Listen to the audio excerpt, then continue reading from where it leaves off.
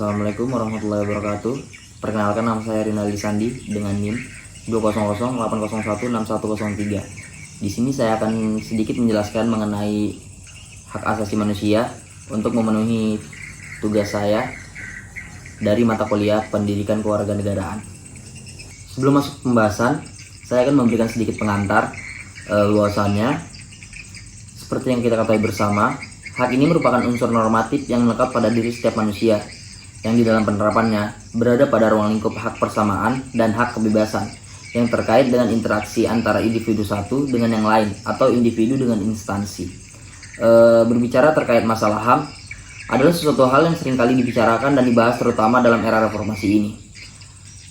HAM ini lebih junjung tinggi dan lebih diperhatikan dalam era reformasi daripada era sebelumnya. Perlu diingat bahwa dalam hal pemenuhan hak, kita hidup tidak sendiri dan kita hidup bersosialisasi dengan orang lain. Jangan sampai kita melakukan pelanggaran HAM terhadap orang lain dalam usaha perolehan atau pemenuhan HAM pada diri kita sendiri. Yang pertama terkait pengertian dari HAM itu sendiri. Jadi, hak asasi manusia menurut Undang-Undang Nomor 39 Tahun 1999 adalah seperangkat hak yang melekat pada diri manusia sebagai ciptaan Tuhan yang Maha Esa.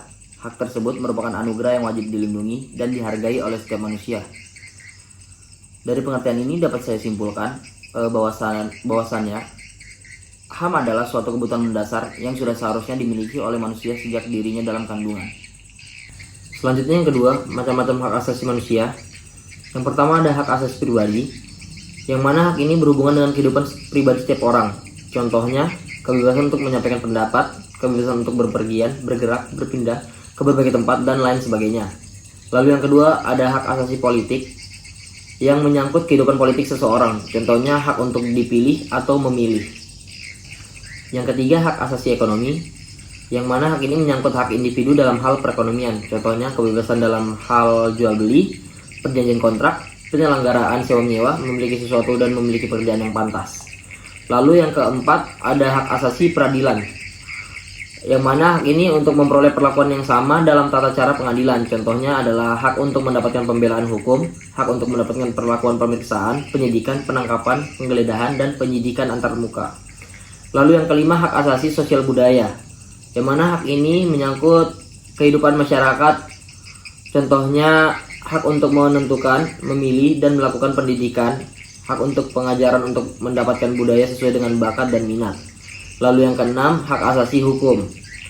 Hak untuk mendapatkan kependudukan yang sama dalam hal hukum dan pemerintahan. Contohnya, mendapatkan perlakuan yang sama.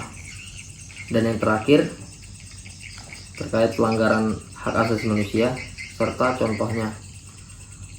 Pelanggaran hak asasi manusia adalah setiap perbuatan seseorang atau kelompok orang, termasuk aparat negara, baik disengaja ataupun tidak disengaja, atau kelalaian yang secara hukum mengurangi, menghalangi, membatasi, dan atau mencabut HAM seseorang atau kelompok orang yang dijamin oleh undang-undang.